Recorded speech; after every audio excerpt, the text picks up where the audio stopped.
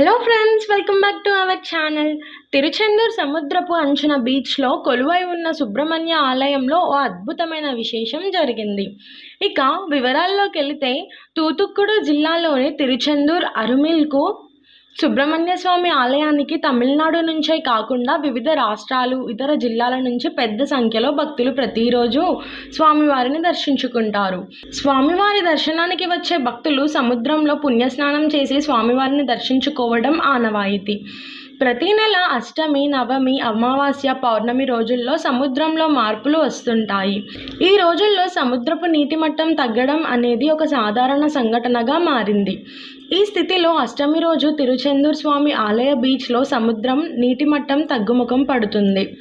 దేవాలయానికి దర్శనానికి వచ్చిన భక్తులతో కలిసి సముద్రపు ఒడ్డున ఆలయ పూజారులు పూజలు నిర్వహిస్తుండగా విగ్రహం ఉన్న పల్లకి నుంచి పాము బయటకు వచ్చింది.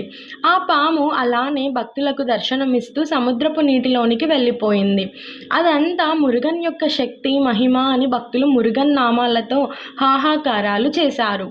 ఇక ఈ ఆలయ విశేషాలు కొన్ని ఇప్పుడు తెలుసుకుందాం రండి.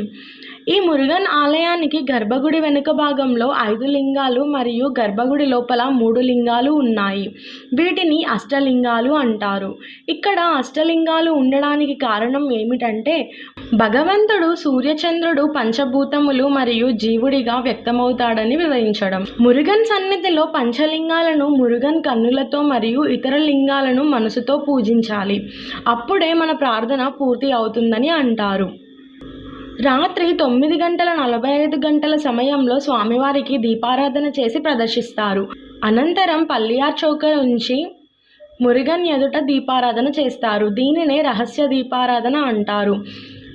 లోహస్వామి అయిన అరముఖ మురుగన్కి ఏడాదికి 36 సార్లు మాత్రమే అభిషేకం నిర్వహిస్తారు. ఇందులో విభూది అభిషేకం ప్రత్యేకం. చూశారు కదా ఫ్రెండ్స్, ఇది ఇవాల్టి వీడియో. మా వీడియో మీకు నచ్చినట్టయితే లైక్ చేయండి, షేర్ చేయండి.